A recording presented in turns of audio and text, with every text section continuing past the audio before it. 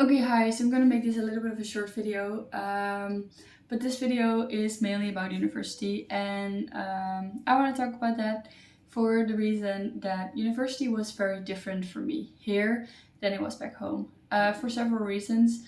One of the reasons is the culture. In general, Australians are more chill, and in the Netherlands, the pressure is just more on, and you feel the need to really achieve, but the mindset is different as well. I feel like in the Netherlands, the TU Delft really pushes you to think and really pushes you to have your own vision. Whereas here, I feel like it's a little bit more, this is what the booklet tells you to do, follow it. I want to see these research papers. In the Netherlands, if I make a little like mistake in my citing, it's fine because they can still find the source as long as I mentioned everything and I did my best to properly cite it, it was fine. Whereas here, if I had a comma in the wrong space, my lecturer would be like, "You didn't cite correctly." And I'd be like, you understand, right? You can find the source. So that's a bit different. Another thing that's different is the campus. QUT has the prettiest campus that you will ever, like that I have ever seen. I love the TU Delft, especially during springtime when the Japanese blossoms are blossoming and it just looks gorgeous. But there's a whole botanical gardens next to QUT, which is lovely to just sit in the grass, read your book. Um, Buildings of the TU Delft is better. My industrial design building is really open, really big, and I love that. But I was more at university at QUT because I feel like the whole study environment was very chill, very open, very accessible, and I really liked that. And they're both of the campuses, what I really like, have this cute little coffee place. At QUT's Merlot Coffee, if you ever go there. At TU Delft, it's what's it called? Oh, I have like the logo, like right. It's at Industrial Design Campus, right there, right next to the entrance. Like you have here the coffee place, and then you walk on. I'll call up the name. I'll put it somewhere. Um. So yeah. Then if I were you, and if you're going on an exchange with your university, prepare for a couple of things. The main thing being the differences in culture. Australian has a very chill culture. Dutch has a very direct and open culture. So in group work, if I say something, I'm used to getting feedback immediately. So if I propose an idea, then there's gonna immediately come like it's gonna come something.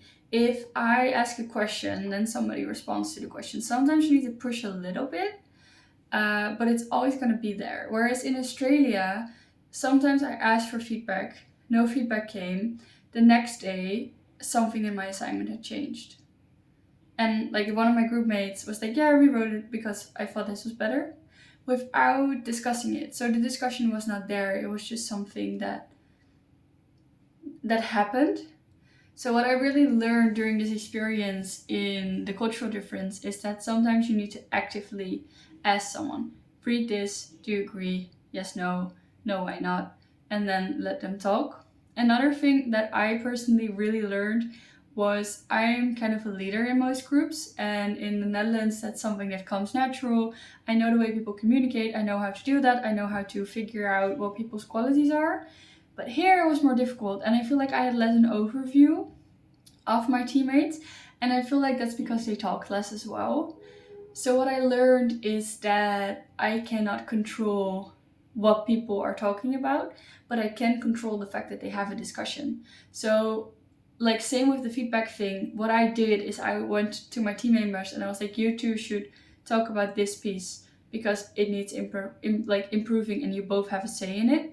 So have a discussion about that, and I could like push them towards that, but I have no control over the discussion itself because I had no knowledge of the subject. It was their part, it was between them. So that's something that I learned as well.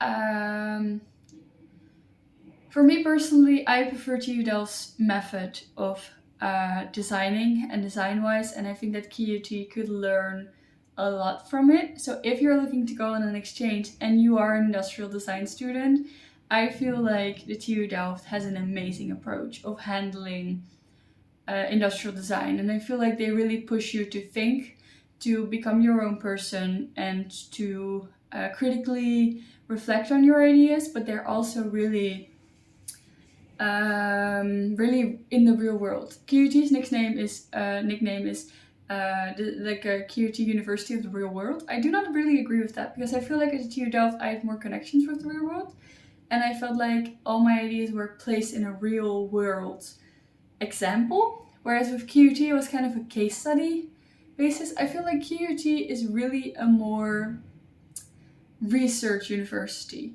for my type of studies.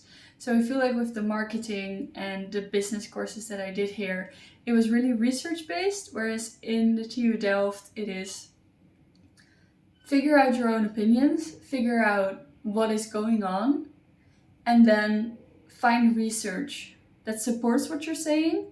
And if you find research that doesn't support what you're saying, build on that. Like figure that out a little bit more. And I really like that method.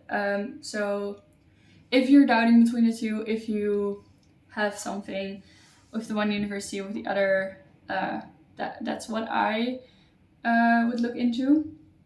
But both universities are pretty. Both universities have a good study program. But all that about universities. What I want to basically say here is going abroad is not about universities. Going abroad is about yourself and what you're learning for yourself, and it's a struggle mentally. So for me, although I liked studying at a different university, studying wasn't the main theme of my abroad. I learned stuff, I handled a different culture, but it wasn't all about the subjects. And maybe that's for me personally, maybe that's different for other people. Of course I did study, of course I did learn, but I did way more back home than I do right now, simply because there's so many other things going on in my life as well. And yeah, take that into account when you're going abroad. It's not all about studying.